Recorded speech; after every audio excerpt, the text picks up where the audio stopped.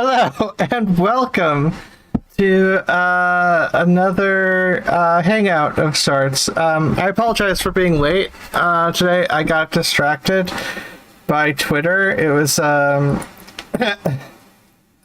it was a mistake. A mistake I should do my best not to make again. Let me hide some of this stuff.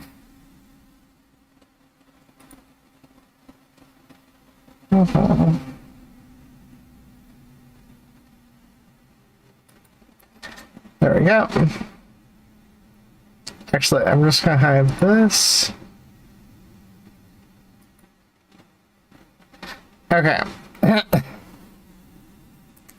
So tonight. Wait, why is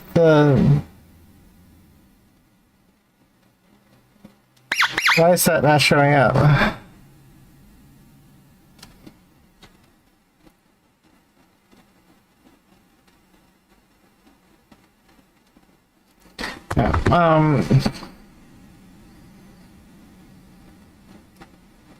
Why? Oh, that was part of the alert, the emotes. Okay, one moment. Why'd I have to make things complicated for me? You...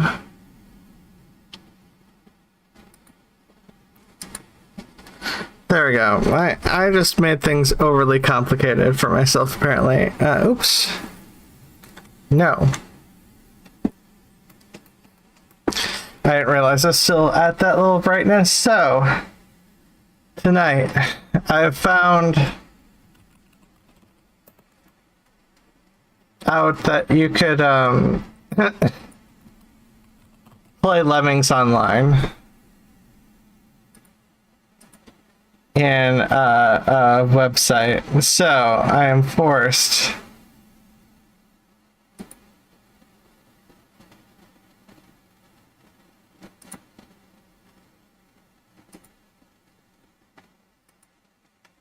Wait, why is that? Oh, I clicked the wrong thing. Sorry, this is apparently the sort of day I'm having. So, I'm going to multitask a little. Because multitasking is so much fun. So, my notes previously, prologue points. Janice Raymond seems to consider lesbianism to be ideal for women and men being gay to be neither ideal for them nor not ideal. I believe there's a factor of inherent evil values with men and good values with women. I believe that is the impression that's the impression I get from her. She mentions repeatedly that being a lesbian is a choice, not something inherent for individuals. She doesn't seem to understand or consider romance and sexual attraction to be a part of what it means to be a lesbian, just avoiding anyone she considers to be a man. Also seems to believe in a hierarchy where women, true to themselves, are the ones who avoid any social or romantic interactions with a man. And the most recent notes, I would say are, where is the, no, there's, oh wait, no, that's wrong chapter. That's why I wasn't finding it. Because I read the summary. The most recent events from 2 weeks ago was, "Dear God, stop adding ism to everything you don't like. It's super annoying." Now, that being said, based on the notes above, possibly not to everything she doesn't like, just to everything in general. Anyways, the book requires a quote-unquote ideal version of what it means to be a woman, which discounts the diversity and complexity of life. It narrows what is beautiful to a static image that is viewed as inherently what everyone quote-unquote wants to and quote-unquote should achieve. I got a little bit poetic with that note.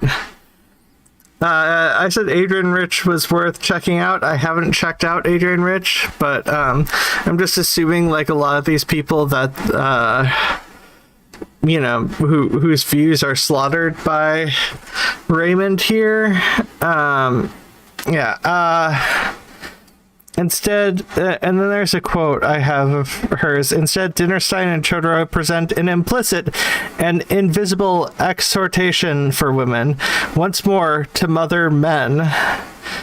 But this time, women must mother men to be mothers, for if women do not do so, who will?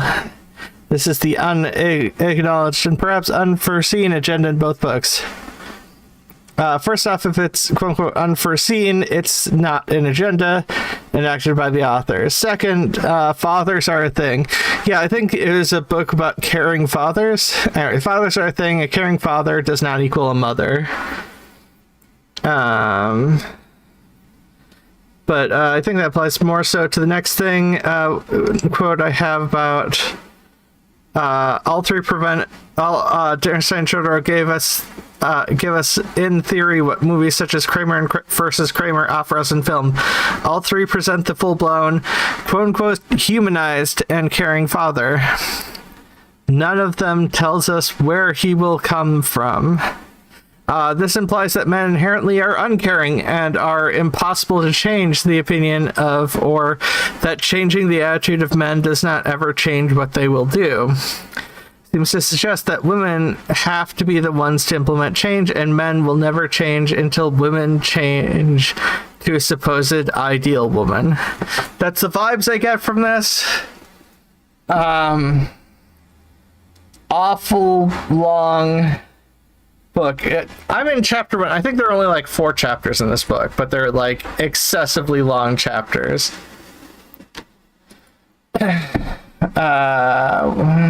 1, 2, 3, 4. Oh, okay, that was the note offered the final thing. So, okay, I can't click on both things at once.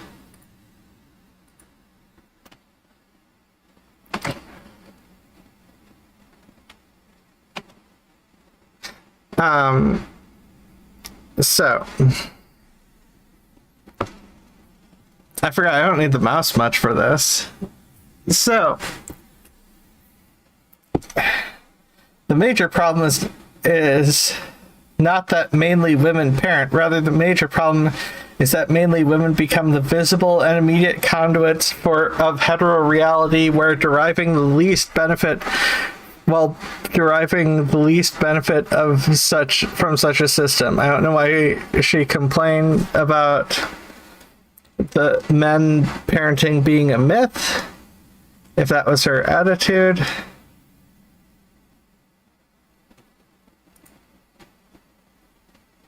Oh wait, no, I do mouse stuff. Well, let me see. I don't know where it's a little bit loud.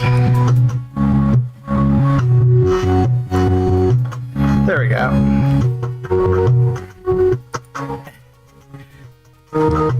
It's just my thing when hearing some of this stuff, the transphobes especially. Anyways, all right, do I?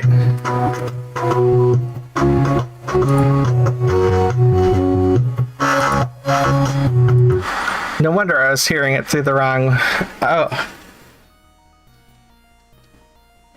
There we go. I was wondering why something seemed off. Apologize for that. Anyways, as long as women acquiesce to the formation of what there we go.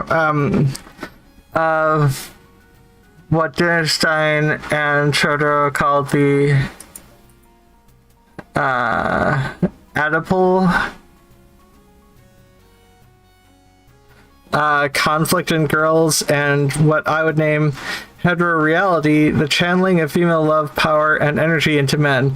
Nothing will change radically until women quote-unquote mother to love and care for other women. The system of women hetero reality will not be transformed. So like, this is so much word salad. It's a painful level of word salad here. But ultimately she's like, women need to change men, men can't change themselves. That's just the impression I get. Which, like, yes, women only have, like, people only have control over themselves. They don't have control over other people. So I understand the need for you to make change, what change you can do. But, like, to say that, the other people can't change on their own just almost considers men to be childishly stupid, which is a different stereotype.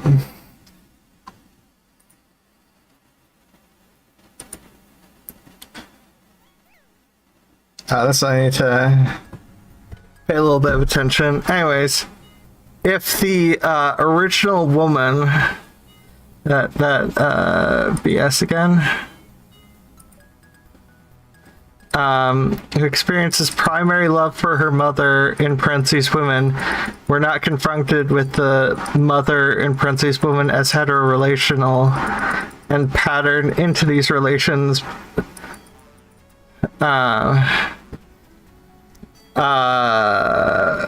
herself by the mother, in parentheses women, but were instead confronted with the mother as a female friend who puts women first in her life, then gin affection would become a prevailing reality. The younger girl would draw quite different conclusions about her feelings for herself and other women. That's just weird.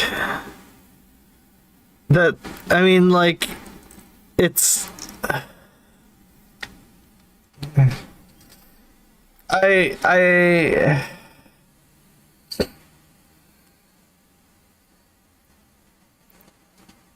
don't know.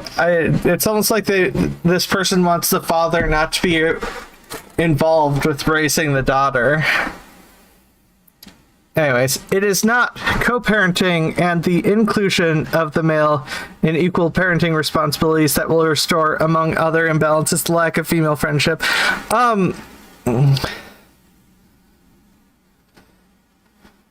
mean, I think it'll make everyone better because it's not assuming that that not parenting is inherent in whatever. I'm not arguing with the person, I'm arguing with the book. Because then, presumably, women will be free to hate or be ambivalent about other women.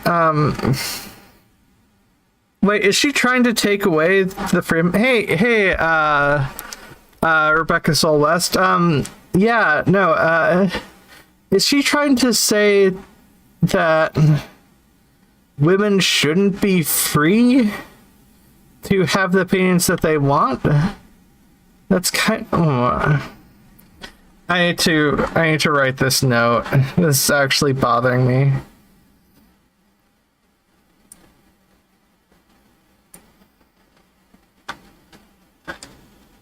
No, Oedipus fracked his mother, not knowing who she was. Knowing who she was. Electra fracked her father. Bad analogy even from her own logic. Quote unquote logic. Yeah, quote unquote logic is about right. This is legit bothering me just because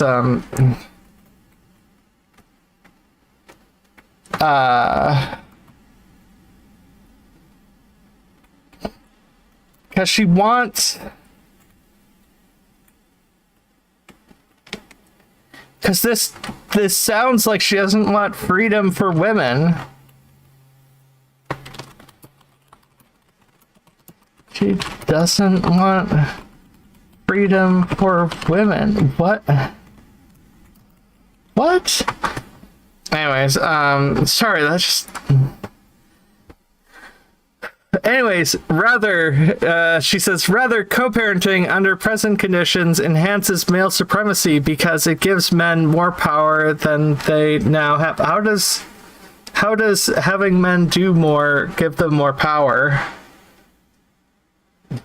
And this time, emotional presence and power within the family. They continue to ignore women's lack of power in all other social institutions and to prescribe male parenting as the solution to our oppressive quote-unquote sexual arrangements is a lopsided vision indeed. This is my problem. This must be how I got transed.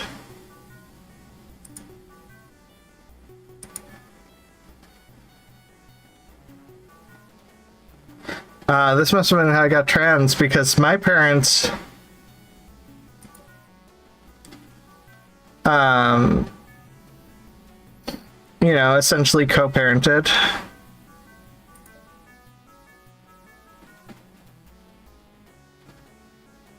Like,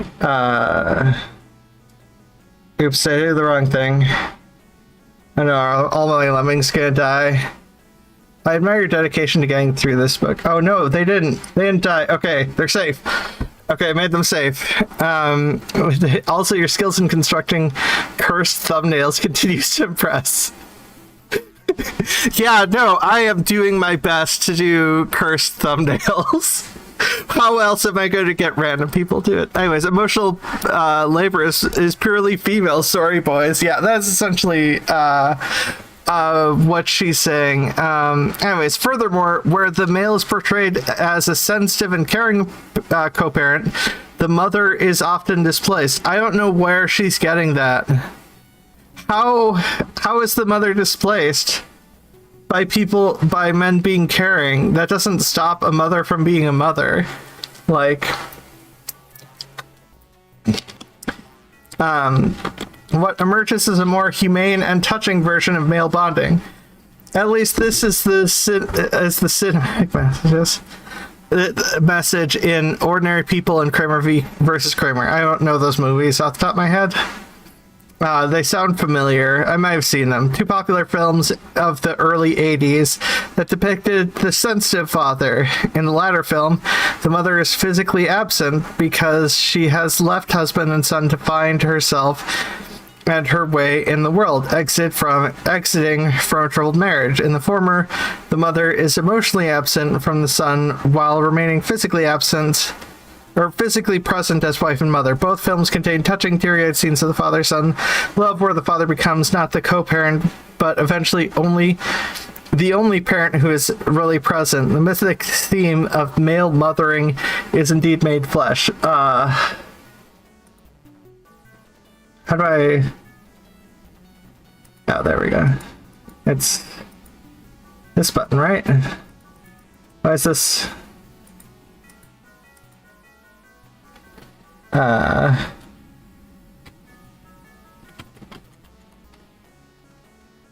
I just pause it?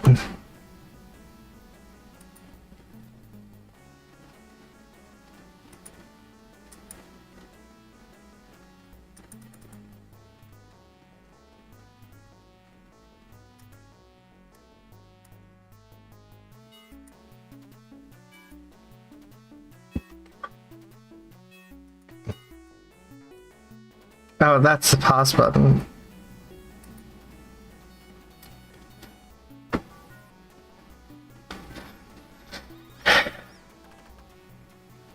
Genociding lemmings.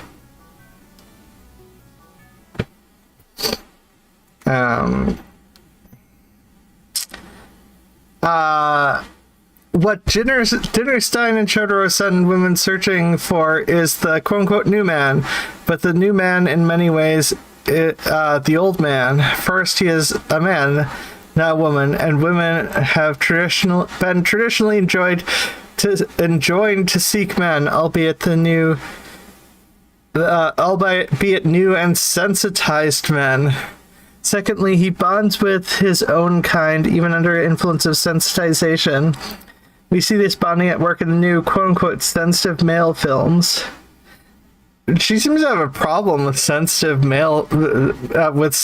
men. Dear God. And we can expect a rejuvenated form of male bonding from the fulfillment of Dinnerstein and Chodoro's visions of the male as co-parent. Women are oriented to new forms of hetero relations here. And what is not discussed is that men will be encouraged to create new forms of male bonding because leeway for increased intimacy between men will be established under the influence of sensitization. Male intimacy added to the present male solidarity based on male money, power, and physical prowess. So, this is way too hyping up men. This almost paints men like gods. I mean, yes, men on average, cishet white men have more money. Non-disabled cishet white men have more money, have more power, and maybe physical prowess on average. But that doesn't mean women can't get strong enough to kick the shit out of men. Most MMA fighters would destroy the average man in a fight. And I think men don't even acknowledge that. Anyways, will result in the further institutionalization of homo relations. I'm sorry. What?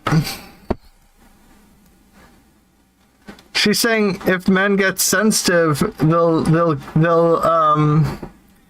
be a lot more gay men.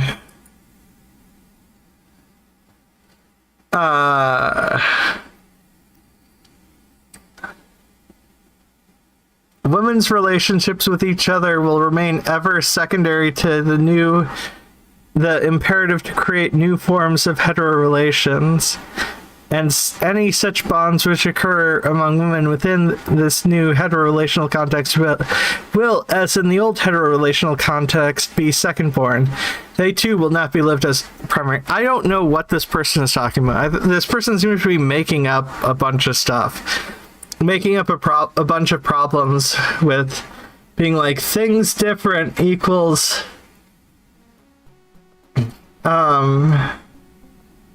things, but what is this?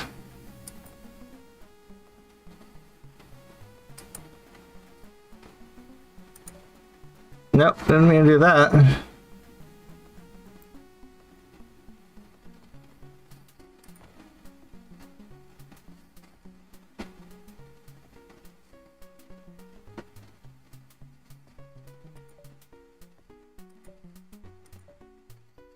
Oh.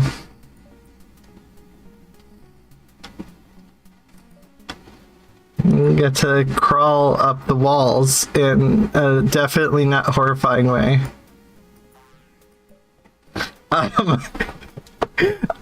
Yeah, so for both women and men, love for women will continue to be kept in its proper place, not allowed to interfere with the vital ties between men. So, like...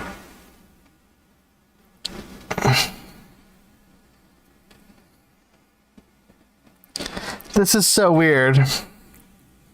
This is like creating an enemy that doesn't exist. Men having been quote-unquote freed up to express emotion. Does this person not want men to express emotions and be better? Because that's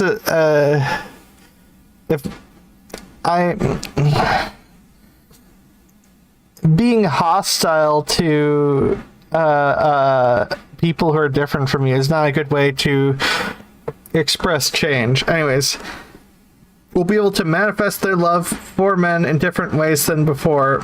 Women having been reoriented to new forms of hetero relations will also be directed to men and will be much more confined and constrained in manifesting affection. Oh, wait. So if men are doing more work and work around the house and emotional labor, she's saying that women will somehow, for some reason, have less power. Like, I don't even want to take notes on this because it's so nothing. Like, none of this is just made up stuff.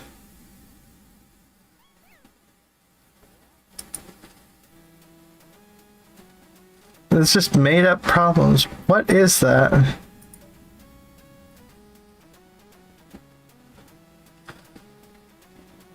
What? What was that?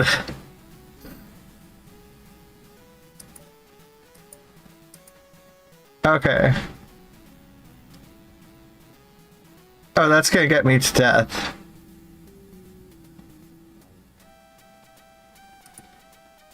Well, suicide pact, sorry. In the final analysis, Dinnerstein and Chodora's theories maintain to the present system of heteroreality. They even give it a new boost. I still don't understand how that's a boost. Although there's no conscious intent and clearly no articulated prescription to do this. However, male bonding will persist and thrive in the wake of new forms of hetero relations. So, like, male bonding is being attacked by capitalist systems and liberal thought processes. Like, they're literally, men are discouraged from bonding, from having like real bonds with other men, because they're supposed to compete with other men. That way people will constantly fight against each other, and only the select few cis-het white men and you know, a few minorities who manage to reach the top get the power.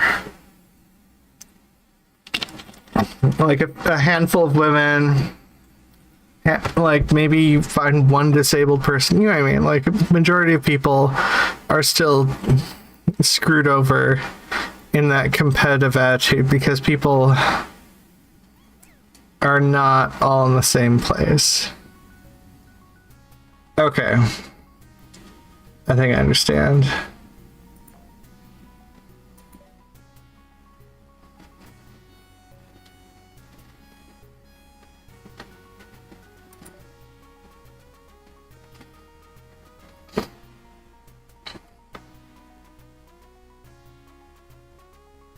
Use the power of your arms.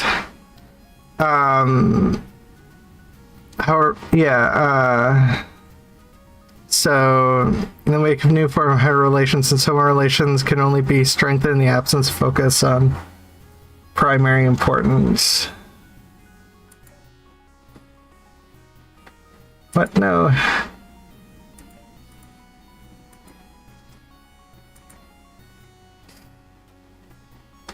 Okay, it's a...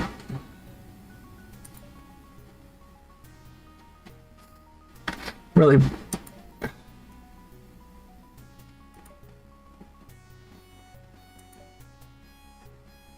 Oh no. Oh, I've got a lot of...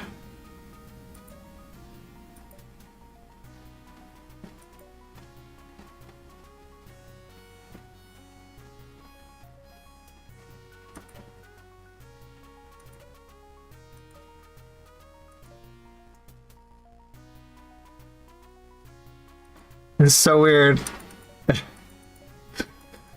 No, just... I don't know. Just find a way to destroy the stuff.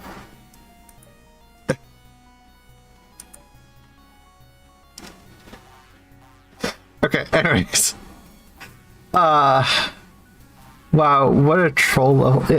Yeah, well, yeah, so...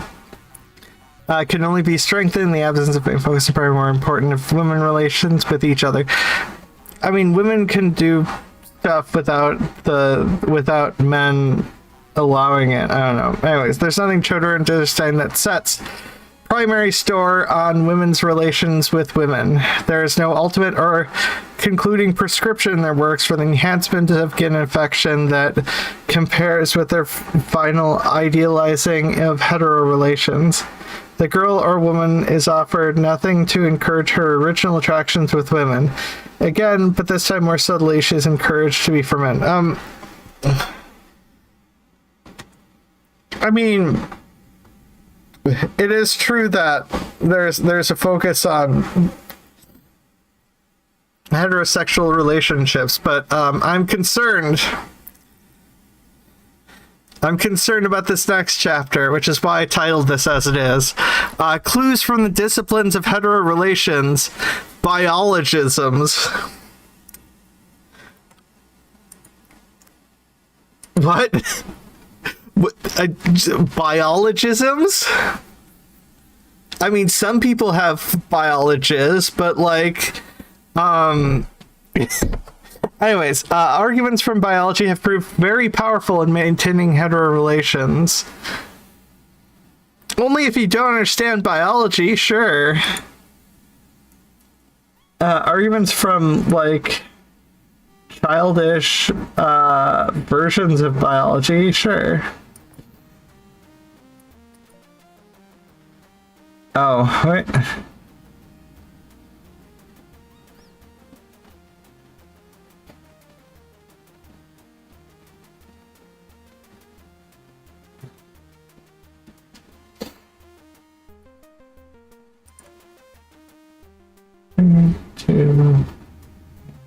I timed this badly.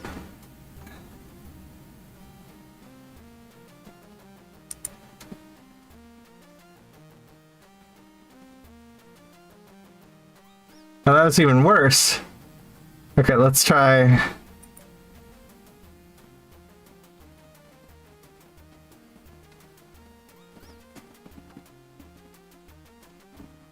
Yes! Sorry. Anyways, yeah, no, arguments for biology are terrible. And not really, and therefore in suppressing gain affection. I mean, it's also a lot of times they use arguments, quote unquote arguments from biology, because they're not actual arguments from biology. They're arguments where biology is used as a buzzword. Anyways, it's also against men being affectionate towards other men. It's used an argument against that too. Like, it's like she ignores the fact that they're anti-gay stuff. There's anti-gay stuff and there's a lot of bad stuff. Anyways, among the most commonly accepted biological arguments for the primacy of hetero relations have been theories of biological complementary. These contend that nature ordained women for man as evidenced by the obvious anatomical correspondence. No biologist says this. It's the zero-sum game just for emotions as necessary evil. I don't, maybe, but I don't know. Like, she says biological complementary. There's nothing about biology with that. Like, there's asexual reproduction biology. No biologist worth their salt would ever make a biological argument for sexual attraction. Anyways, these contend that nature blah, blah, blah. In more reductionist language, quote unquote, the vagina was created for the penis, or its crasser version, the hole was created for the pole. Yeah, that's not a biological argument. That's just a stupid argument. Sorry for the ableism there, but like I don't. Sometimes I'm bad with language. It's a foolish, inaccurate, and largely just simultaneously unscientific and absent, and having an absence of philosophical reasoning. Anyways, this quote-unquote argument, which is not made by biologists, in quote-unquote expanded form, maintains the logical extension of biological heterosexual complementary is heterorelational complementary in all spheres. Thus, the anatomical construction of the genitalia, according to this way of reasoning, points to the quote-unquote natural necessity of hetero-relations. So, like I said, I'm not saying people don't make these arguments. I'm just saying they're not biological arguments. Biology, if you're talking about biological arguments, you start to go into evolution. With evolution, it's saying that men were created for women. Not women are created for men. Men are created for women. That's the evolutionary argument. And originally, all beings were asexual, and then asexual beings are essentially closer to female and don't tend to have the male things. And most men in most species are not important. Like, if you look at technically ants have like 3 different genders, so 3 different sexes. You have the drones, which are the male ants. You have the queens, which are the female ants, and then you have the worker ants, which are asexual,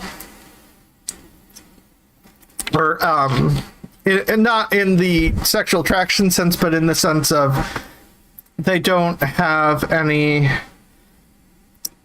corresponding parts related to sex. But yeah, no, men are in every.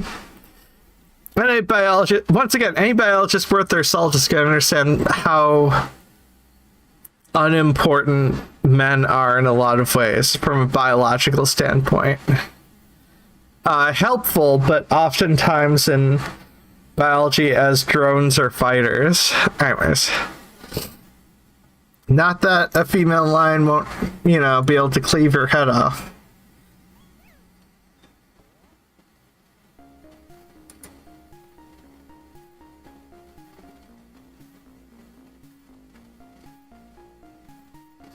Interesting.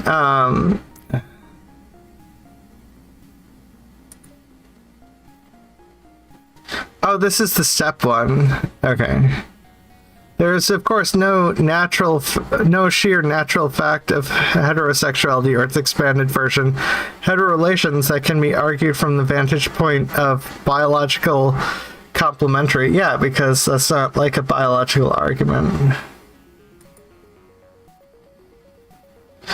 Oh, I just need to be further away. Oops.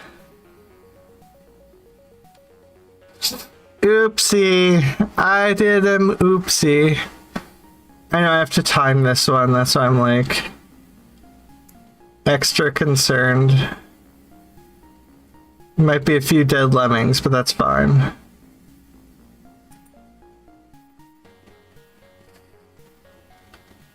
It's all for the greater good. For the greater good.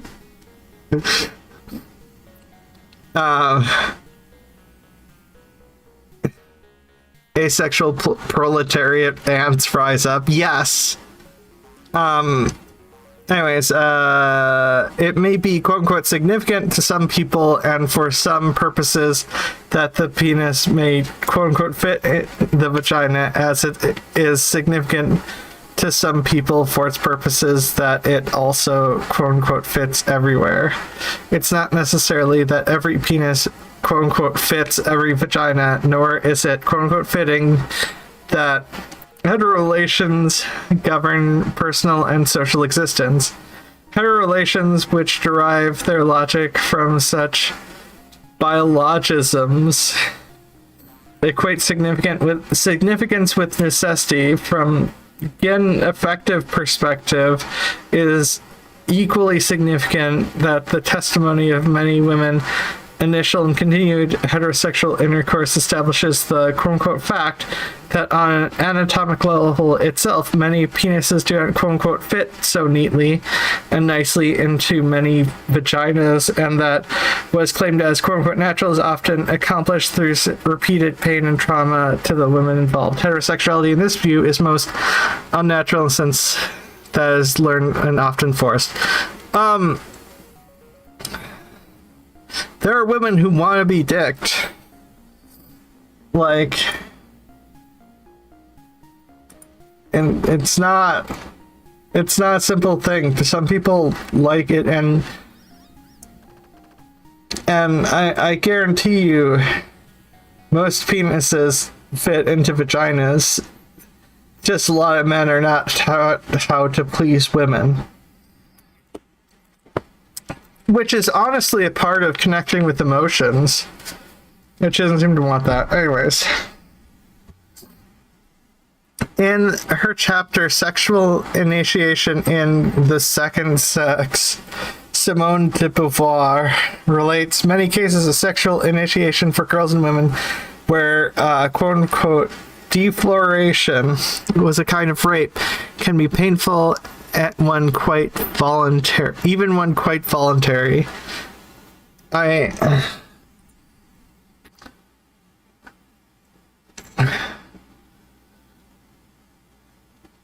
Not necessarily. That depends on the person.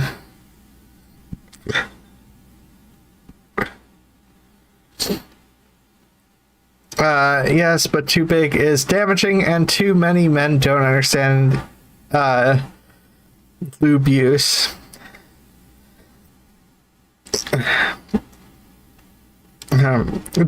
Debevoise quotes Isadora Duncan, quote unquote, I confess that my first impressions were a horrible fright and an atrocious pain, as if someone had torn out several of my teeth at once.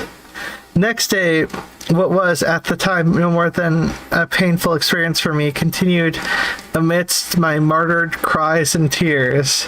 I felt as if I were being mangled. That sounds like rape.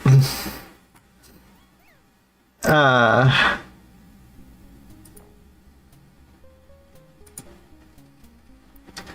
I the most difficult of all the ones? Anyways, Deborah comments, before long, she came to enjoy, first with this lover, then with others, the rapture she lyrically describes. Heterosexual relations from the first description hardly seem natural, that is, ordained by nature. For one thing, nature doesn't ordain anything. That's not a biological perspective. That's a perspective of people who only know high school biology.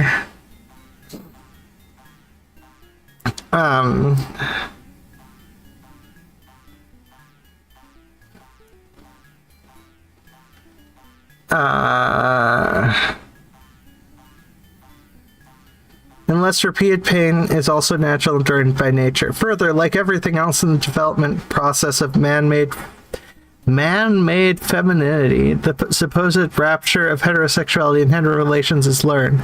For many women, it is never experienced, others fake it. I mean, I have definitely faked it before. I'm not gonna deny that I faked it before, but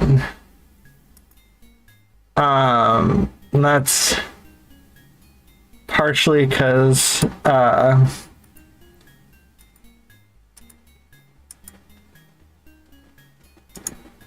just want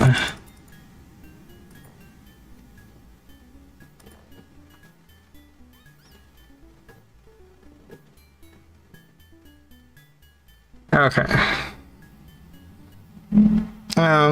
Such an unlikely source as Bruno Bedelum captures well the developmental process by which disgust and pain are changed into rapture and pleasure in his interpretation of the fairy tale The Frog King. Why is she acting like men understand women better than women with her I don't understand her attitude. She's like, only women can change men, but also these men understand women better than the average woman accidentally. Anyways, the fairy tale, by agreeing with the child that the frog, or whatever animal it might be, is disgusting, gains the child's confidence and thus can create in him the firm belief that in due time the disgusting frog will reveal himself as life's most charming companion, and this message is delivered without ever directly mentioning anything sexual.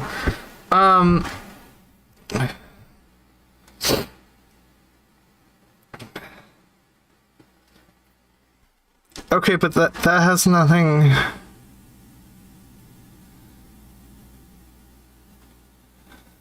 So weird. Anyways, I don't know what the author is talking about like half the time, and not in like not understanding it, and not in the. What I mean by don't understand, I mean from a philosophical level, she contradicts herself so much that she might as well be rattling on. Absolute nonsense. Anyways, unfortunately, Bellum chose a frog to represent quote-unquote disgusting animal to the child. Animals are always signaled out for negative caricatures. Not always. Bambi. You're talking about stuff in the 80s. Bambi's from the 60s. Bambi is like the most adorable, wholesome creature ever. Hell, the like so many creatures are singled out as being cute by lots of people. I don't know. Anyways, unfortunately, oh yeah, as opposed to the quote-unquote handsome human kings or princes in the fairy tales of hetero storytelling. Having said this, however, Bedlam's interpretation is an apt paradigm for the institutionalization of hetero relations, that is, for all processes by which women's originality becomes obliterated and hetero reality becomes consolidated. What?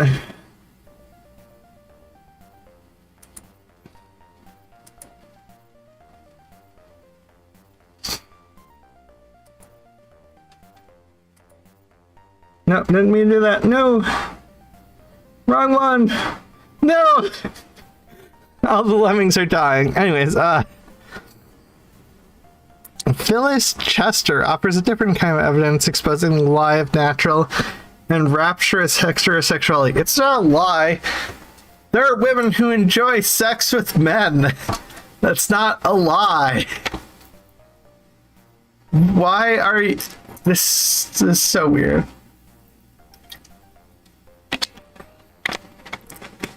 Some Catholic nuns are the weirdest.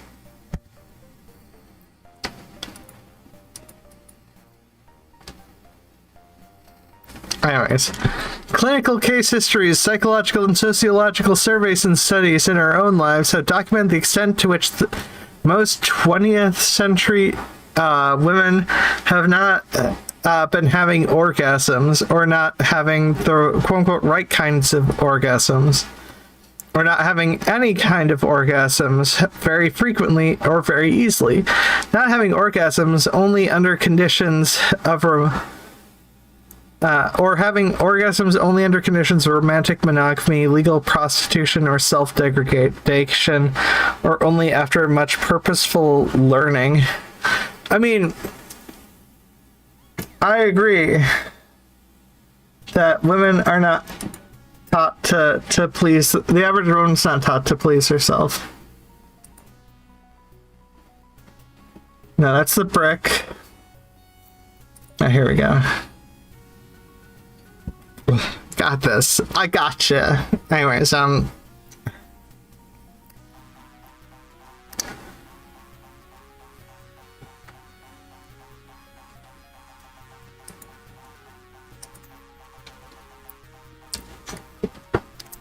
Anyways, the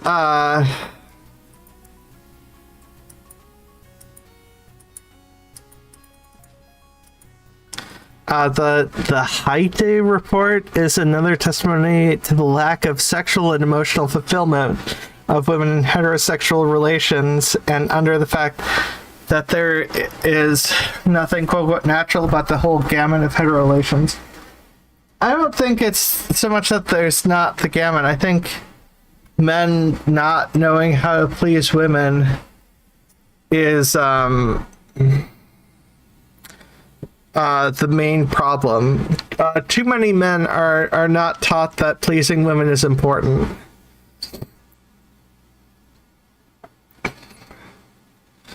And I'm not sure men have like fulfilling are always guaranteed to have fulfilling orgasms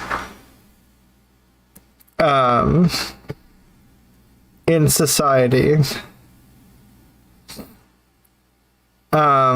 Because men are told to be a specific way and women are told to be a specific way. Anyways. And most recently, Ann Landers reports that 60,000 women have written letters to say that sex is not fulfilling. That doesn't tell me anything. That literally doesn't tell me anything. Like, there's 3 million... No, sorry. There's like, what, 300 some million people in America, right? I'm terrible at remembering exact numbers. But if 60,000 women have written letters to say that sex is not fulfilling, even if it's 100,000 women, that's a minority. That's not a majority. Like, if it's a study where they asked women to, like, 100,000 women and 60,000 said that sex is not fulfilling, then yeah, that tells you something. But yeah, no, this is not whatever. That they are far prefer being hugged and treated tenderly by men to having sexual intercourse with them. I mean, there just needs to be a lot more men willing to be tender and kind. Like, that's... I don't know, there just needs to be more love in society. Perhaps TMI, but I certainly wasn't fulfilled before I transitioned. Though I guess I was never a man, so I don't think I count. Yeah, I mean, that's... the same. Definitely the same. For the most part. No! That's not true. I might have been a little bit briefly, but mostly no. And there was a lot of faked orgasms on my end. Anyway, many of these women, 40% of them under the age of 40, wrote empathetic 3 or 4 page letters when Landers' poll asked only for a yes or no answer. Oh, it is a poll, but how many people are polled? Saying 60,000 without mentioning how many people are polled. Okay, was this page 40? Sorry, this is genuinely... Oh, I'll tap. This is genuinely bothering me. How many people were polled? Tell me...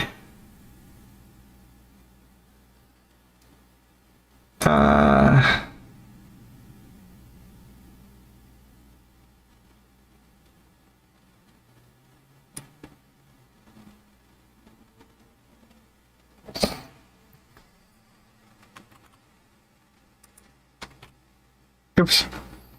No, that's not what I meant.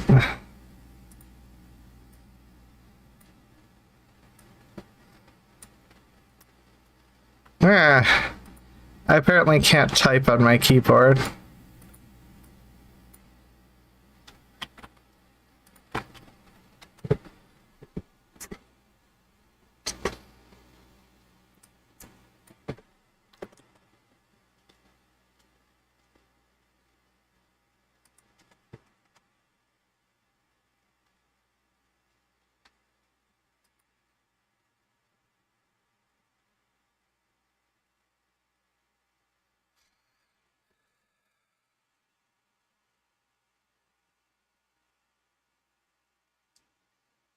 Okay, I'm not gonna be able to find out. And this person doesn't mention... the average woman she describes is... taught...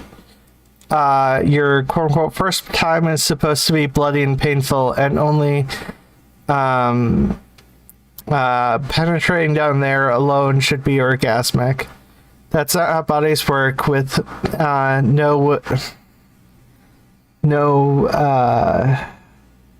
without communication. By her definition, all the women have been quote-unquote pulled, sadly. Yeah, I don't know what the number of people being polled, like 60,000. Like, she doesn't give a good, like, if like 200,000 people were polled and 60,000 of people said sex was not fulfilling, it tells you something differently from 70,000 people being polled and 60,000 people saying sex is not fulfilling. Like,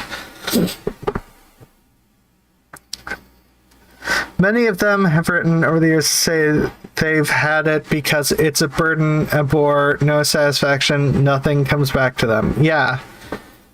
People can be in unhappy relationships. And also people can not be into dudes.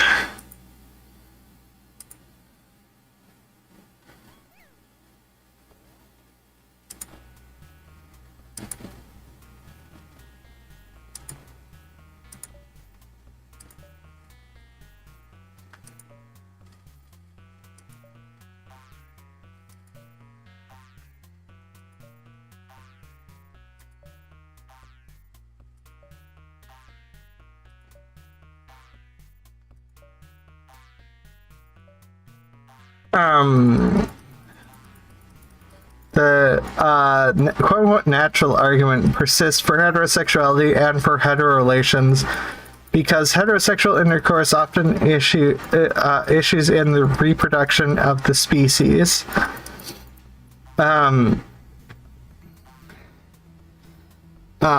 the general complementarity argument is bolstered by the potential or actual product of opposite relations down there. Not only heterosexuality, but an extended range of hetero relations, such as traditional family roles, sexual division of labor, and gender-defined child rearing and education, are rationalized as necessary for the continued preservation and maintenance of the human race. Yeah, people make arguments like that. They have nothing to do with biology. They have to do with the most superficial observations.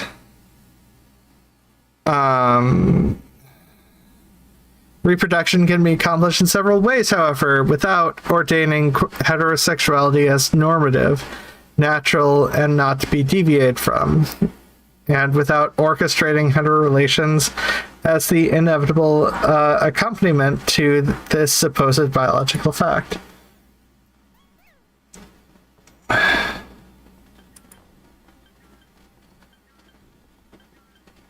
Wait.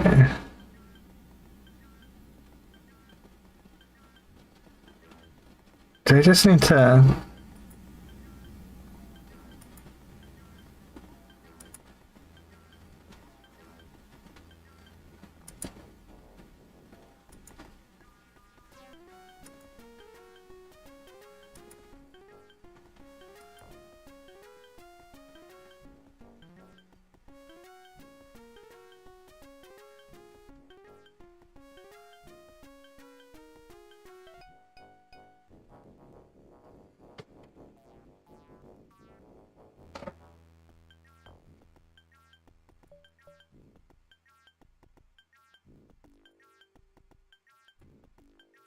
No.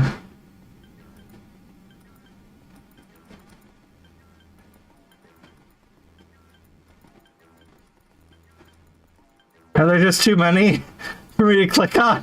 What's going on? Oh no. Everything might be doomed. You might need to do that. Reproduction can occur through quote-unquote normal male-female intercourse in a variety of contexts that do not presume continued heterosexuality or hetero relations. Continued heterosexuality? Once again, this is just like associating heterosexuality with the act and completely discounting bisexuality or pansexuality or all sorts of things.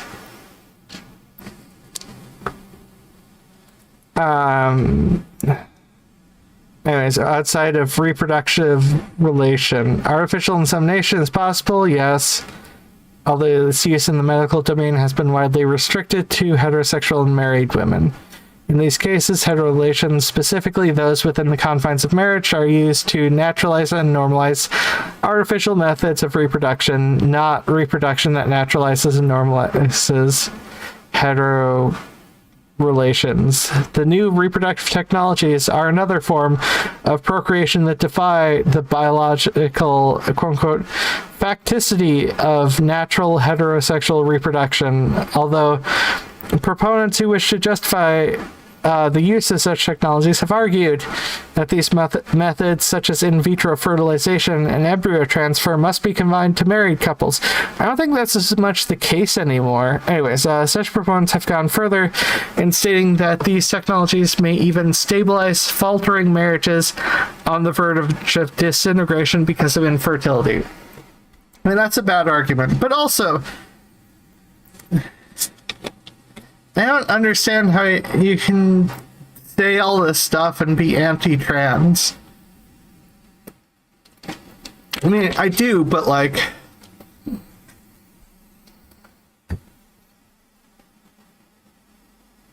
lesbians and queer people have used turkey basters for ages, yeah. And obviously, if you're talking about, like, biology, not whatever this is she's talking about. I think she's arguing against biology with this argument, even though this argument, like, no biologist makes arguments like this, or no good biologist makes arguments like this. Anyways, finally, the complementarity of male-female orgasms and the complementary reproductive capacity of both sexes are the main biological arguments for the maintenance and support of hetero relations. I mean, those aren't biological arguments. They're just shout biology. Like transphobes. Anyways, the question must be asked, why so many physically abusive actions have been necessary to enforce the quote-unquote natural state of hetero relations. Something that is so natural should never have been coerced for so many women. Now, I don't know, once again, I don't know, she seems to be assuming that every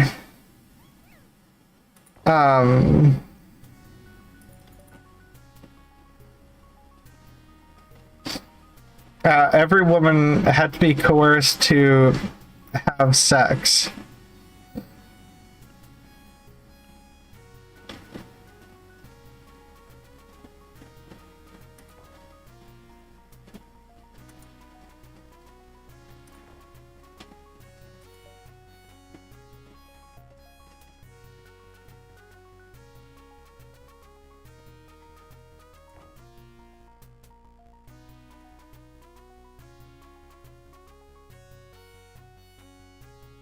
Why is this not working?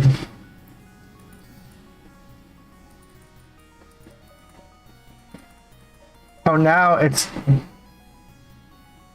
What? Why is it only working in that direction? That's...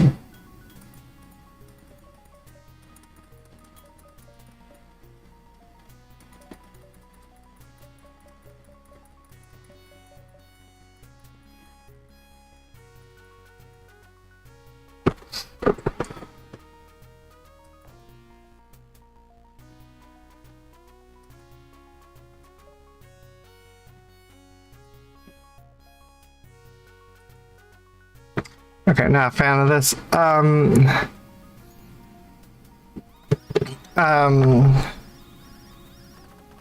The prohibitions against birth control and abortion are examples of enforced motherhood. That relates to control of women, a state that has also been promoted through historical enslavement of women as quote-unquote barefoot and pregnant. Clitoridectomy and surgical oophorectomy were both measures to enforce to restrain so-called unbridled female sexuality. Clitoridectomy is still performed for this reason today in many countries. Although women's sexuality is generally understood to be the unleashed promiscuous sexuality of women with men in general, or with certain men, one must delve further into the background of such prohibitions and maiming abuses to see that an unacknowledged fear behind such coercion and mutilation is potential undoing of hetero relations. The medical performance of oophorectomy in this country was employed to control so-called deviant women. I mean, yeah, but like...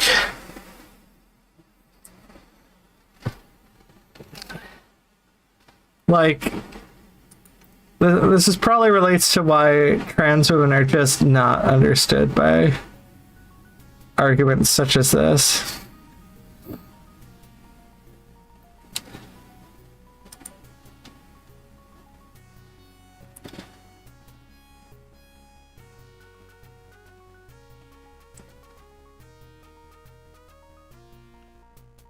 And the impression wants me to build. So I shall build.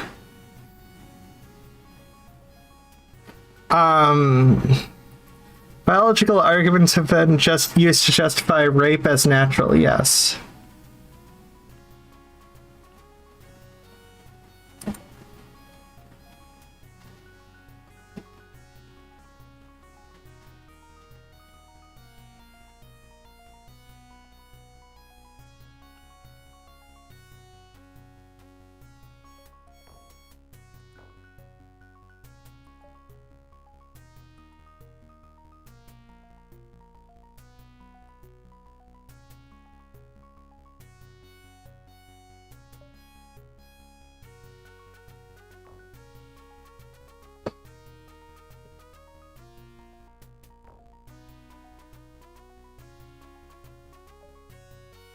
Go strong direction.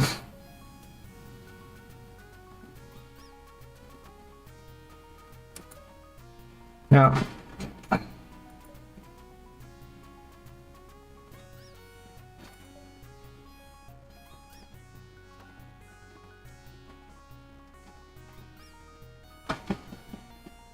Oh, is this just indestructible? Oh, I hate this. That's why it wasn't working before.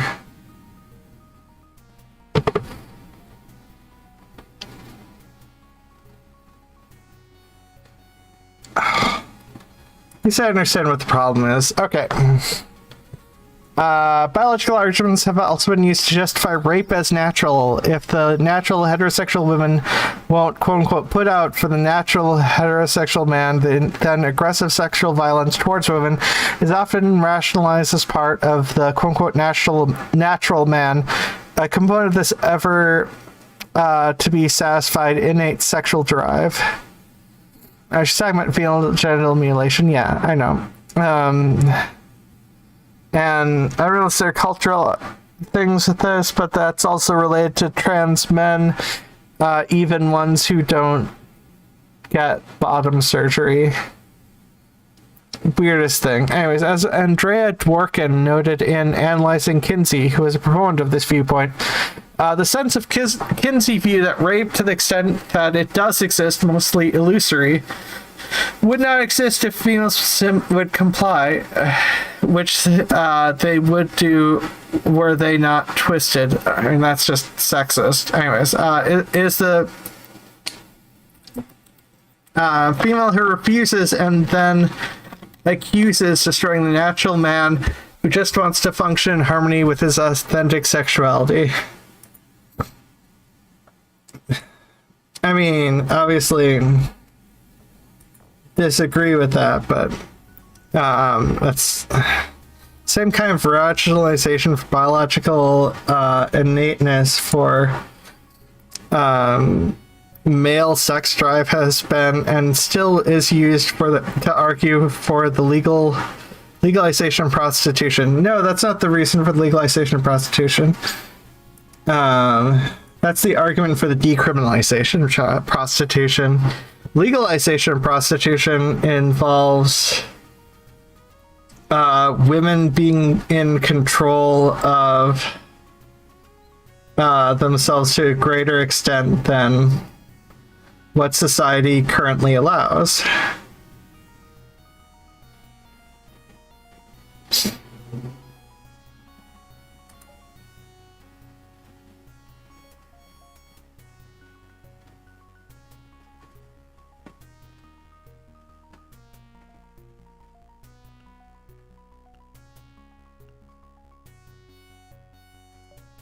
I kind of like Lemmings. Anyways, William Action, 19th century British physician renowned for his work on sexuality pronounced that it's impossible to exaggerate the force of the male sex drive, and that any constraints to this drive would reduce man to a pitiful condition. Thus, our action argued men would find it necessary to use prostitutes, especially in societies that delayed marriage. No, didn't mean to do that direction.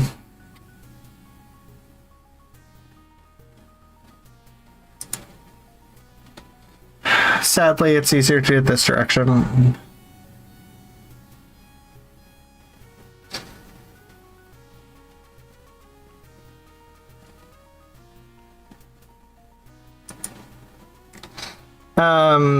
As important for analysis of gin affection is that it takes an enormous amount of coercive activity to create so-called natural woman who's ever ready to satisfy the natural man.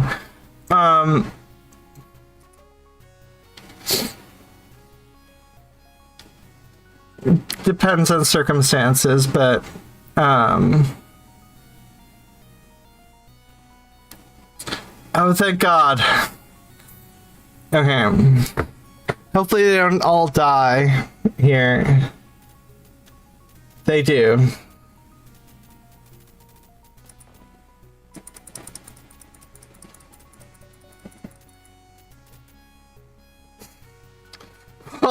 Most of them died. Sure, everything is fine.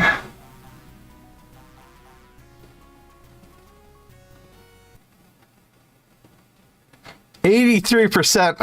Oh no. Anyways,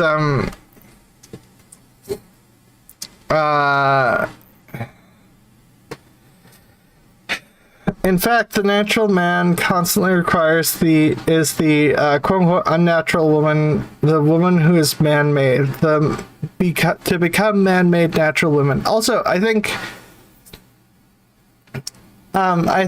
anxious sex drive is a thing, and I think men not controlling their emotions creates a lot of a anxious sex drive. So it's not that men have an inherently inexhaustible sex drive, it's just that society is not set up for all the other types of affection. The only type of affection men are taught is sex.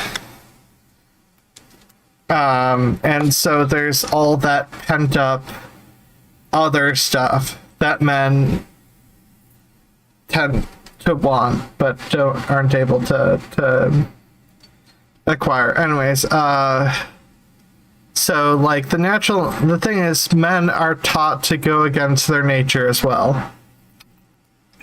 Men and women are both taught to go against their nature for the purpose of a powerful state. I should shrink this a little bit so I can see how long I've been streaming. Just a little bit. Okay. To become man-made natural women, that is unnatural women have to break with their originality and their origins with their original selves. Dear God, she says original a lot there. And other women. Oh, thank you, Mithril. Come along, manipulate the algorithm. Yeah, go ahead. What was I saying? Okay. This book is a lot of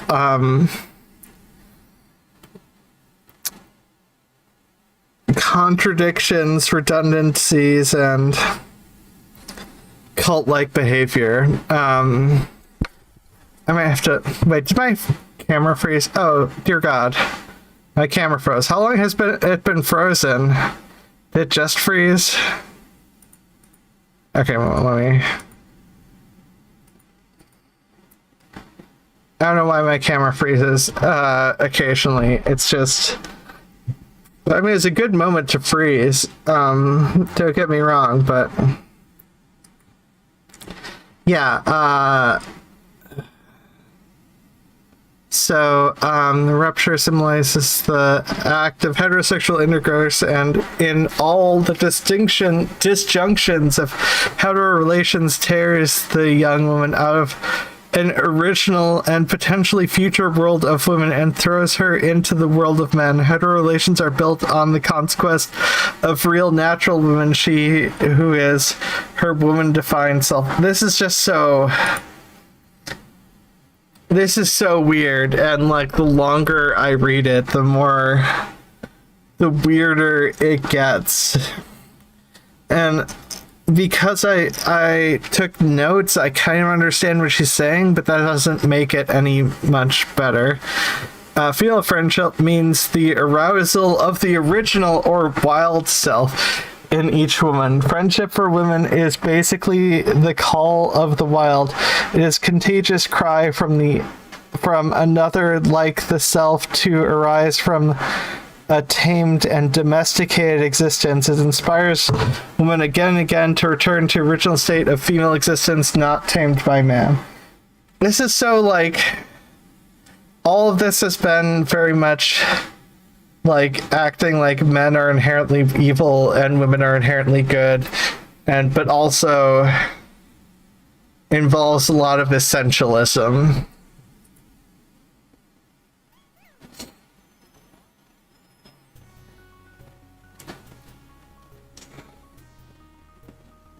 Oh, I guess I could just do this.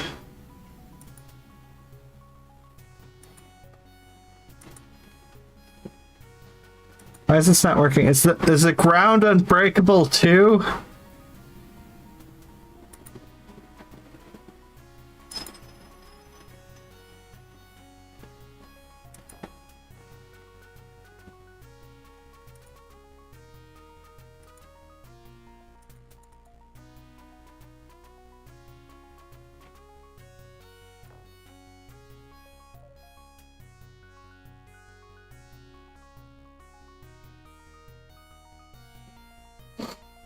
I mean, this is an okay temp solution, but the problem is people die.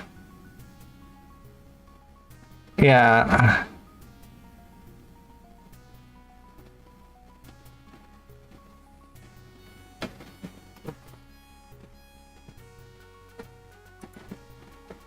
Thought this was digging down.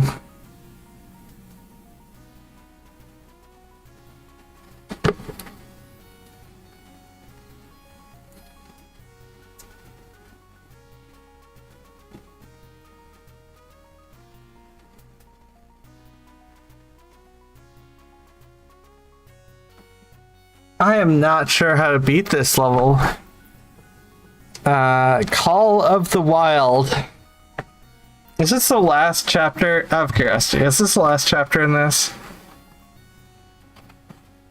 Nope. The last part of this chapter. Okay, chapter 2 is coming up after 2 more sections.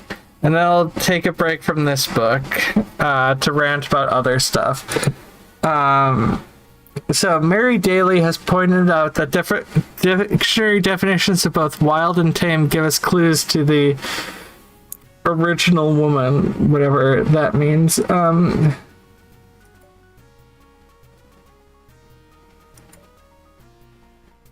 This is too far in to do that part well.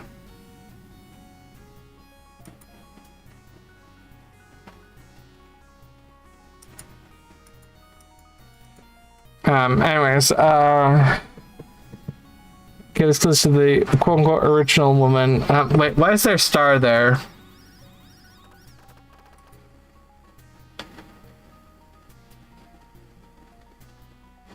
Where'd that star lead to?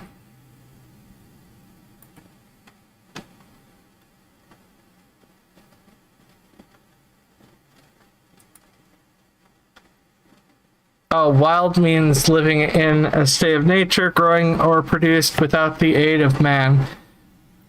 In the broadest sense. Yes, although man meant human. Anyways, wild also means deviating from the natural or expected course.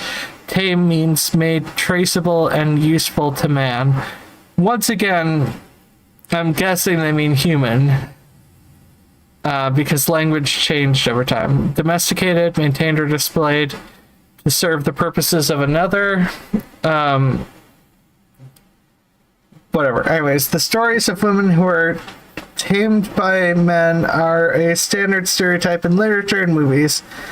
I mean, that's true. Like, this person still has paid attention to some elements of feminism despite going full cult with her general attitude.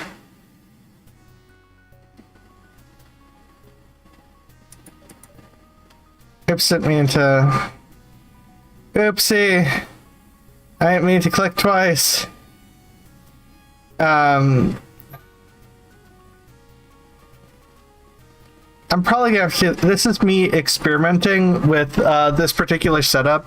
I'm probably gonna have reading the document. Actually, I was panicking for a second. Yes, you can see the Lemmings. Much like far too many in the quote-unquote gender critical cult. Anyways, no less a classical source than Shakespeare depicted such a woman in The Taming of the Shrew. Oh.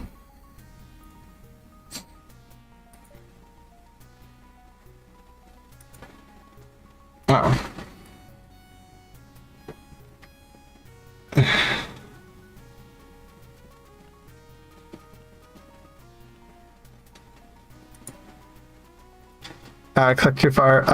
In Louisa May Alcott's Good Wives, the strong-willed Jo begins to fall in love with her future husband when he reproaches her severely for some blunder. Television and movies... Where is it? Television and movies consistently portray wild women tamed by the wholesome brutality of the husband.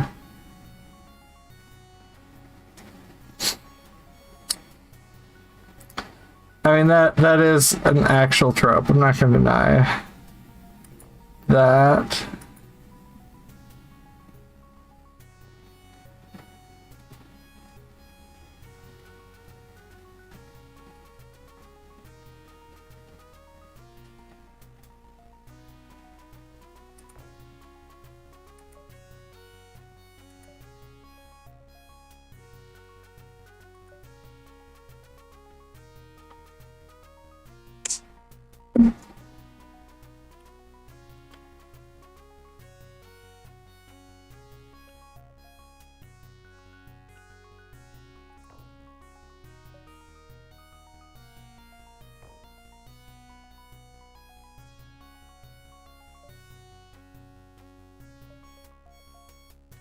BBC in their series called Shakespeare Retold did a wonderful version of Taming of the Shrew.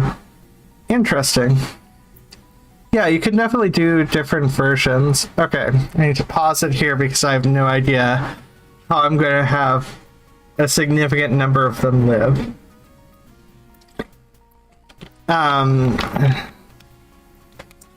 Unless I can dig down and the arrow is just not up.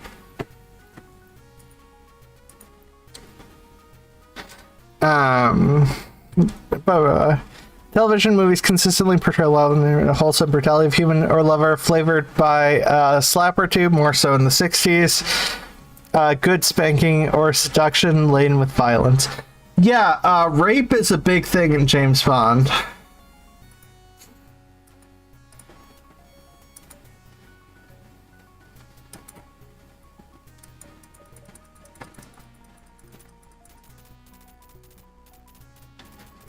Okay, I can dig.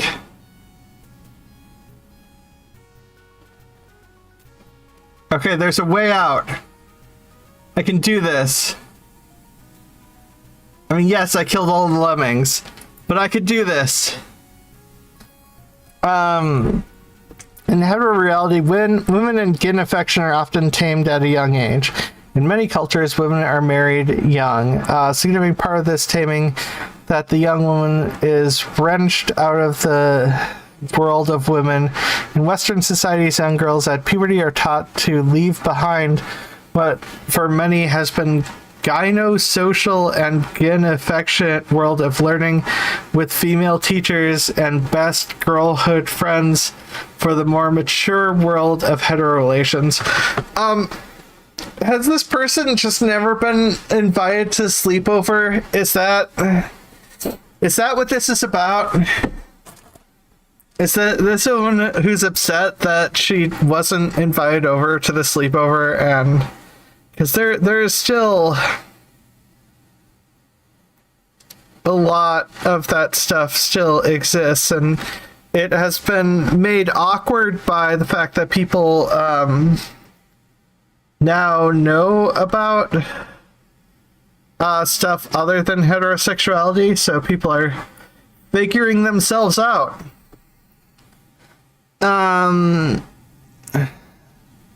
The original woman, which is the weird thing that she comes back to, and the world of female friendship often die early. Not for love, whatever. Anyways, not without reason did George Eliot have her heroine Maggie in the Mill and the Floss die young. Diderot, in a letter to Sophie Voland, said, "You all die at 15. If not literally, many girls die to their original selves and to other women in adolescence. And for many girls, this kind of dying happens much sooner as they are swept into the pseudo-maturity of heteroreality at an increasingly younger age." Like, see, stuff like this where I feel like she's making weird conclusions that she hasn't properly prop up. Some women do grow to adulthood fired by the kin affection of an earlier time in their lives. In spite of the obstacles to female friendship, such women still remember the original woman and her origins of kin affection. The kin affection thing is just persistently weird. Like, it's just like, so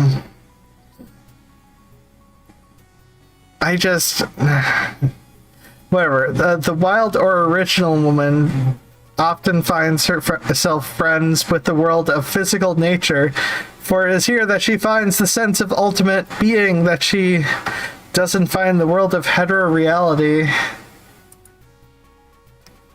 So many buzzwords. The quest for self in much literature, a sense of unlimited being. She doesn't find the world of heteroreality. The quest for self, written by women, has been intimately bound up with nature. In forest or meadow, on mountain or shore, there is a smell, color, of life for women which has been diminished in heteroreality. Sensation makes real existence. Here is wild and transcendent and fettered by the constraints of hetero relations. Beyond the man-made woman of heteroreality, even beyond nature, woman seeks a self so near and yet so far. Women probably wasn't invited to sleepovers at her era, but still or she went too many times to the wrong ones. Yeah, I don't know with there. Is this Janice Raymond you're talking about? Yes. Yes, it is. This is a book by Janice Raymond, which I acquired through no monetary spending of my own. It's not the fun one. I'm trying to build up. I'm trying to understand Janice Raymond, because this talks about her Catholic upbringing more, and the general attitude. I want to understand Janice Raymond before I get to the more bizarre book that she has. you know, the transsexual empire. Sounds like the sort of gibberish JBP Chunner's about. Oh yeah, I mean, like, it's not super different. It's that sort of similar mentality. The thing is, yeah, she's the person who, oops, right at the end here. Okay, one of them died. A worthy death. Yeah, it's very overly philosophical and very much, I can't be wrong because, reasons. I know what a true woman is, and I can't be wrong. Sorry, Chunner's North of England dialect work I use a lot. Yeah, no, I've heard Chunner used before, I just can't remember what it means.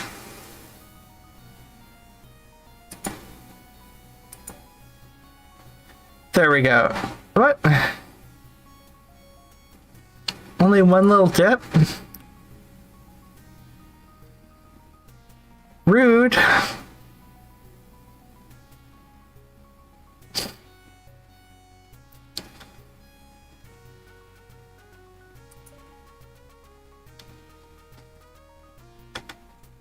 Is it because of all the arrows? Did my talk ceaselessly without saying very much? Yes, that. And yeah, and all this nature-related stuff is so weird because, like, everyone talks about the beauty of nature. One thinks of Emily Bronte and Wuthering Heights. I've never read Wuthering Heights. The landscape of the Nile defines the illimitable boundaries of the major character's original self. Kathy's wild self is that which many women surely have yearned to actualize. The wilderness of the moors becomes interchangeable with the wild self. Now she's just using wild self so she doesn't say original like 50 million times. Because she talks incessantly about the quote-unquote original self. Barbara Deming has suggested that we read Wuthering Heights as though Heathcliff were not literally separate person, but were simply, as Kathy speaks from him-herself. What? I'm sorry. What's going on here?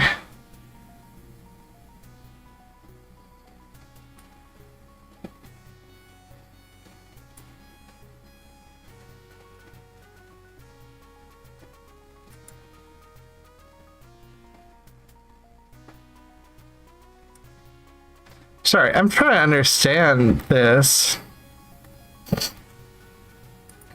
The weirdest phrases. Him, herself? Oh,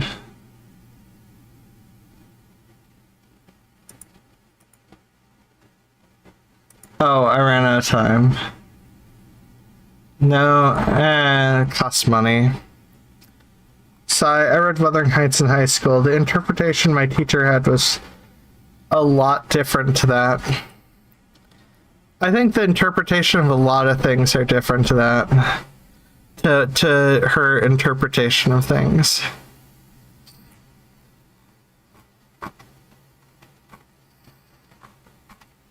Oh dear God.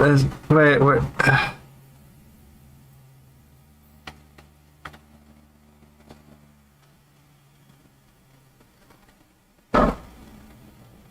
Wait.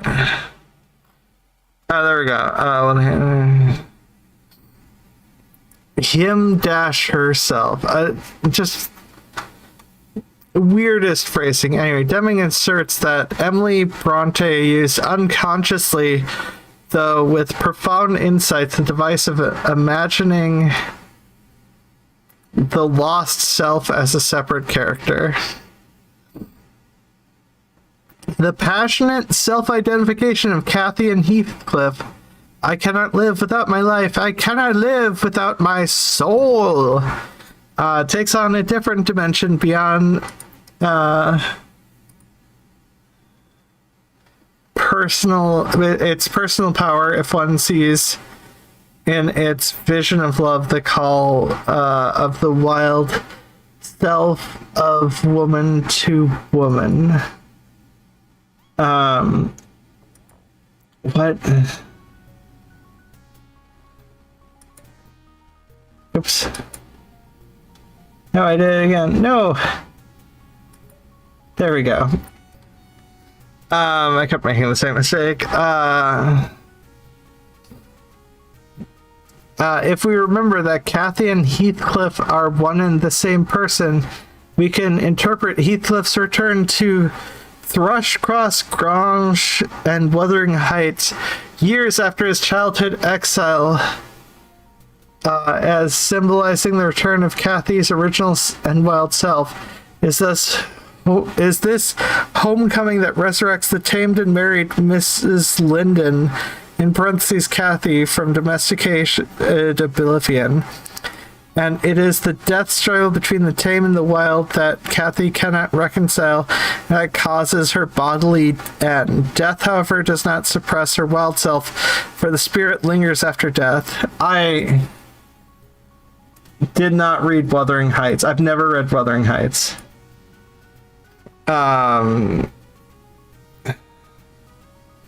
If Heathcliff is indeed Kathy's other... Oh my god, this is just going to be about Wuthering Heights. Now, if Heathcliff is indeed Kathy's other self, then it is Kathy who, in the person of Heathcliff, gives notice of her continued existence on this earth by dashing Heathcliff's head against the gnawed trunk of a tree and howling like a quote-unquote savage beast being goaded to death with knives and spears. What happened in this book? I did not read Wuthering Heights. This is just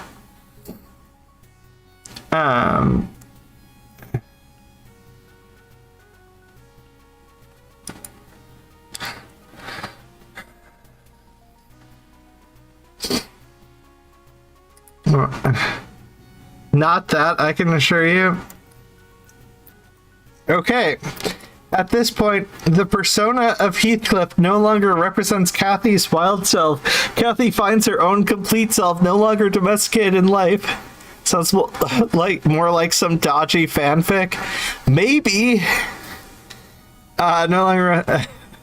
No longer bound by the constant conflict between the tame, in parentheses, Edgar, and the wild, in parentheses, Heathcliff. Wait, what? I don't understand what's going on anymore. This is evidence from Bronte's portrayal of the Heathcliff throughout the rest of the book. Without Kathy, Heathcliff utterly decays. He becomes mean and vengeful and finally dies. What is this person talking about? I don't think this person even knows what they're talking about. I don't even know. Some will object that this is a traditional theme, that women must die to regain their selves. I would suggest, however, that Emily Bronte writes of Kathy's death as the entrance to a new life.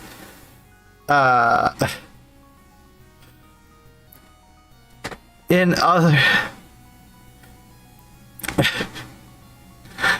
other works where major female characters died, they are no longer heard from in death. They are released through death from the suffering of this worldly existence into the tamed and oblivious state of an otherworldly existence. Not so with Kathy. She remains in this world and inhabits it on her own terms. Her presence haunts Wuthering Heights. She comes and goes at her will.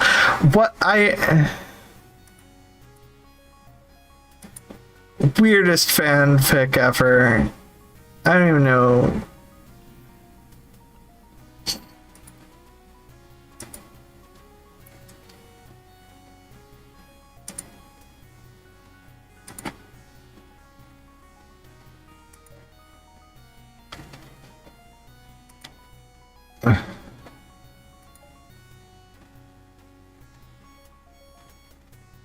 No, it's the wrong way.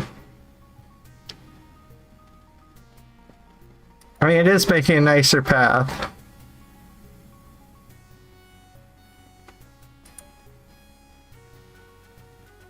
Oh no. No, are they all digging the wrong way?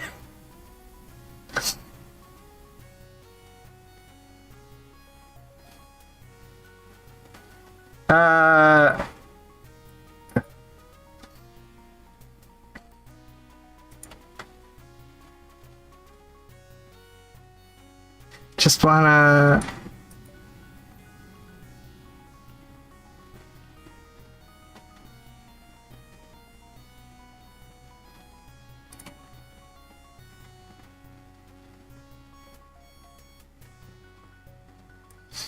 Okay.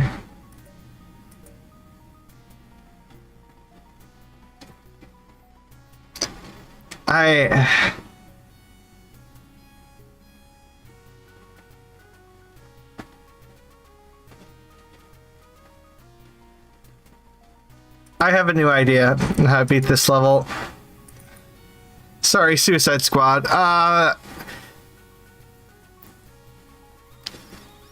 Barbara Deming asserts that Heathcliff is a quote, is a figure created out of the very depths of a woman's being.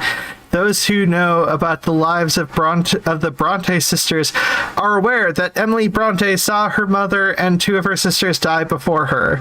It is possible that Emily may have been writing not only of her lost self in Wuthering Heights, but of her lost sisters. Wuthering Heights was a means of consecrating her sisterhood, which in childhood had been expressed in their imaginary play world of kingdoms and revolutions, passionate intrigues, and adventurous escapades on the moors of Haworth. Emily Bronte perhaps recreated the sisterhood in the persons of Cathy and Heathcliff, endowing them with a similar passion, adventure, wildness, and love of nature. Heathcliff is written as a representation of the dark side of nature. Cathy is drawn towards him because of his darkness. It is effectively a rewriting of old myths about Sealy Court. Yeah, but if you overanalyze it, you can make whatever meaning you want. That's how that works.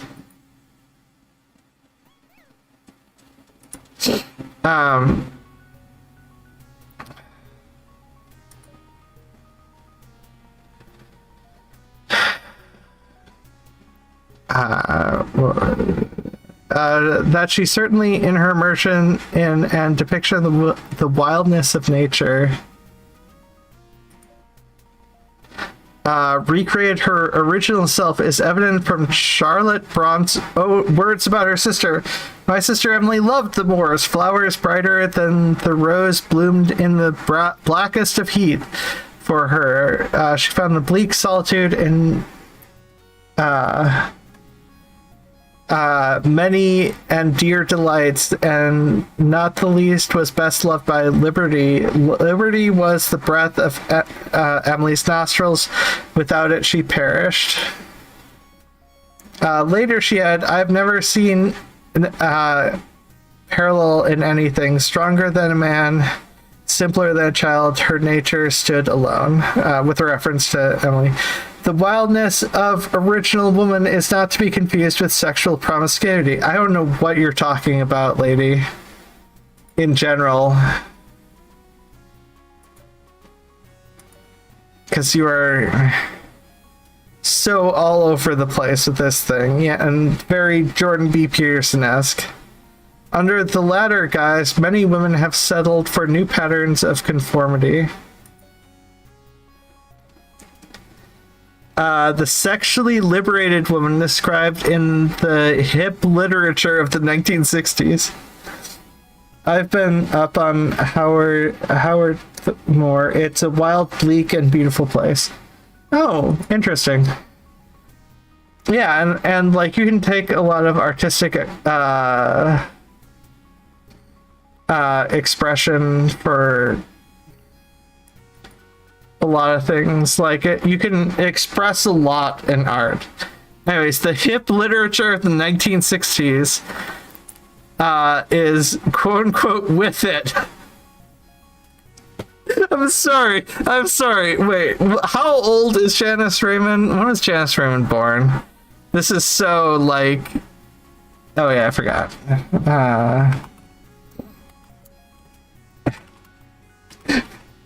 Oh, that hip 60s stuff. That's totally with it. 1943. Okay, so she's older than my dad, and she is very lame. Is with it by hetero-relational standards, but is without gay affection, except for all the lesbian stuff in, and the breaking of monogamy. Like, there was polyamorous relationships in 60s communes. It's not like a new thing. Anyways, featureless, passive, and non-original sexual promiscuity in this context often becomes the model for total promiscuity, a promiscuity not only of sexuality, but of thinking, values, and commitments. And that's bad. Why?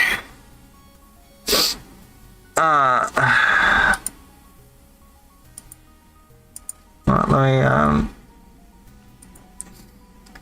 I don't want to accidentally run out of time like last time.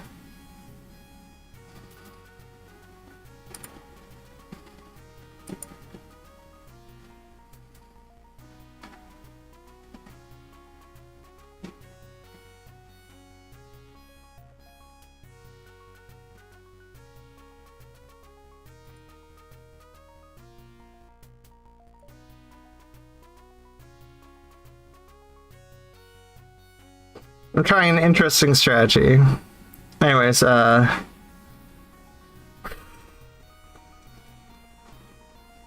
however, many men and women do confuse wildness with promiscuity. For men, any free and independent woman signals a quote-unquote loose woman. Maybe in,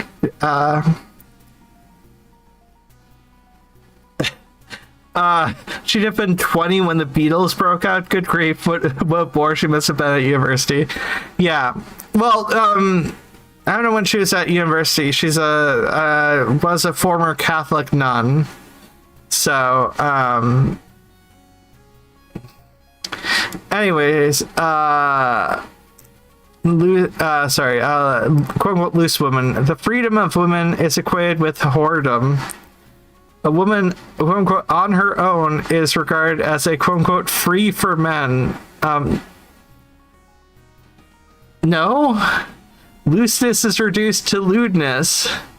Freedom is transformed from a positive state where women are free of all men.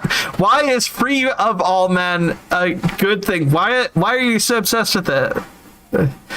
Free of women are free of all men. For example, celibates or lesbians. Her use of lesbians does not include sex. Half the time. I don't even know what. Or even where women are free of some men, unmarried, heterosexuality, active women, prostitutes. To a negative state in hetero reality, such as women are quote unquote free to be tamed, which often means rape. What are. I don't think you understand.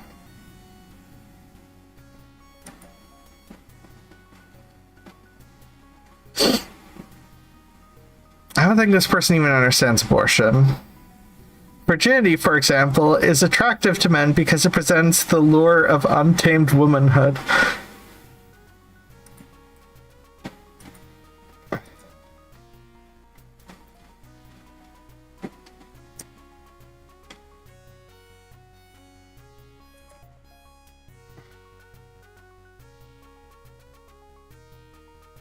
I'm just trying to make this smaller. Try on something new.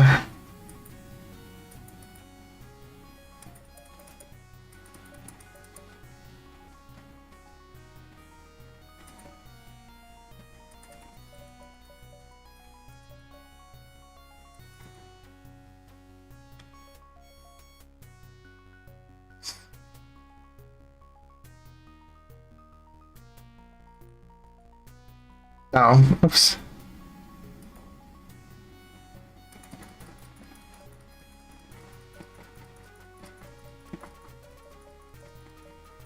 I just want you to beat up the wall.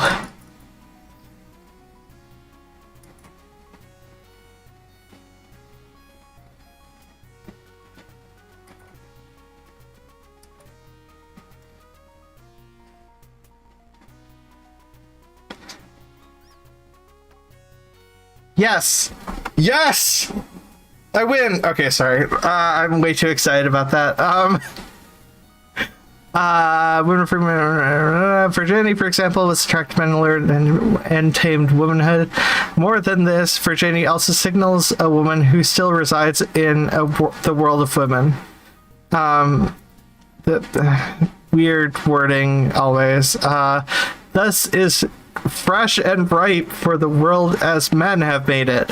When a man deflowers a woman, he takes her out of the world of women while also depriving her of a future with and for women. There's not an absolute thing.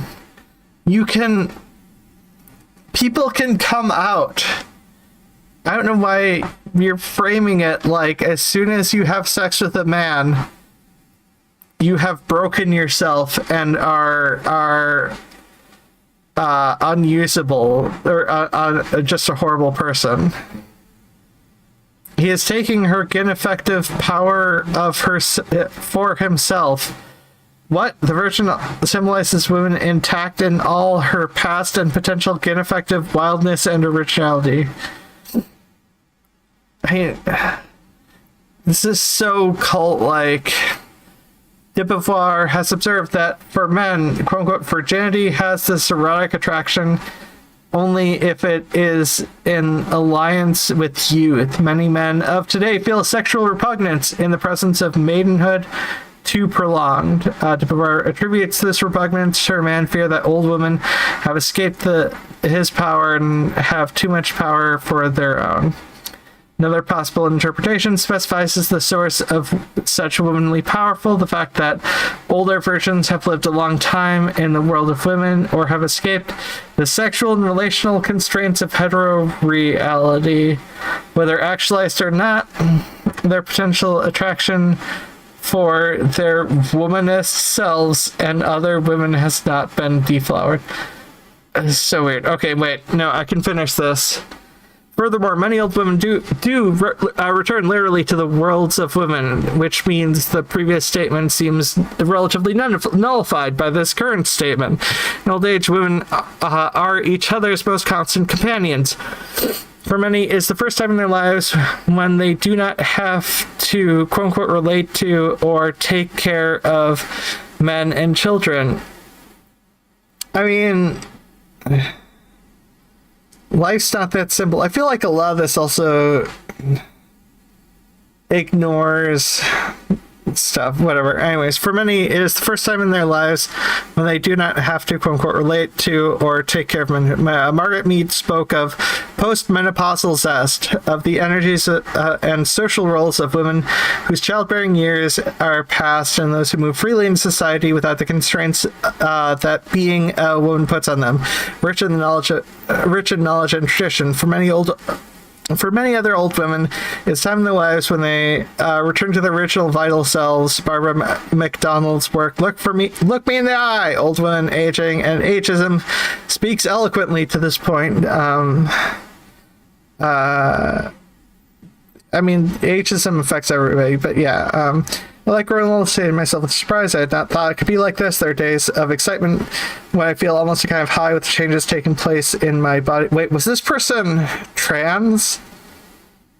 Even though I know the inevitable course my body is taking will lead to debilitation and death, I never grew old before, never died before. I don't really know how it's done, and then I realized, lesbian or straight, I belong to all the women who carried my cells for generations, and my body remembers how each generation this matter of ending is done. Sorry, the trans statement's just because hormones change, so excitement high with the changes taking place in my body type thing gives out that impression.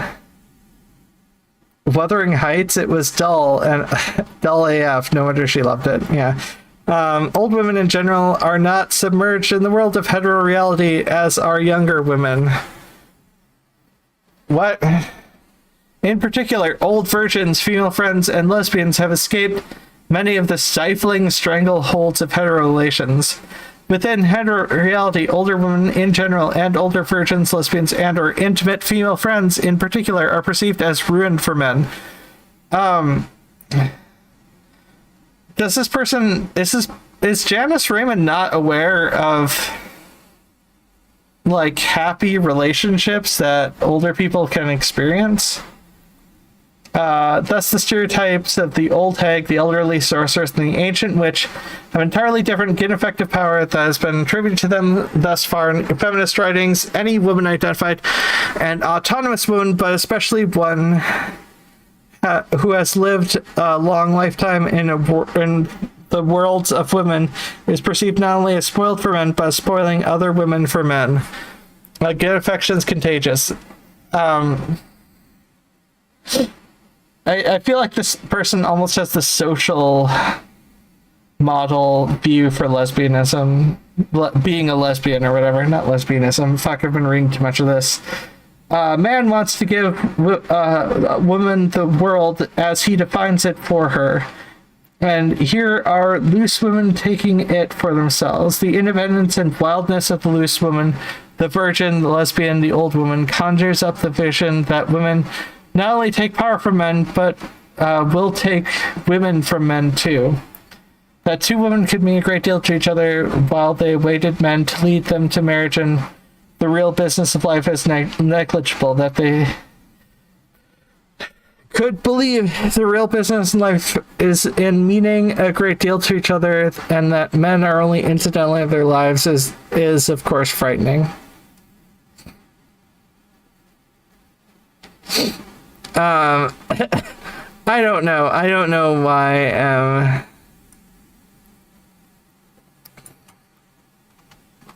It's all. This entire book is reductive. What page am I on?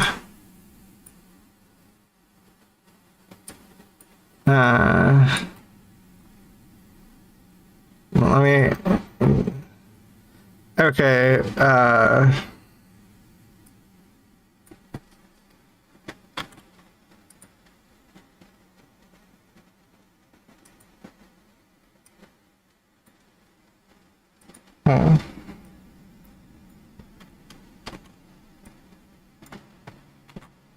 And I will save this. JOLHCMOMCU. Saving that for level 12. For we will continue this horrible book set with occasional me playing Lemmings, a free version of Lemmings, for next week, hopefully, unless life decides to beat me up. So with that said, everybody have a wonderful rest of your day. I'll be streaming on Twitch in an hour. And I hope everyone can have a good time. Take care of yourselves. Bye.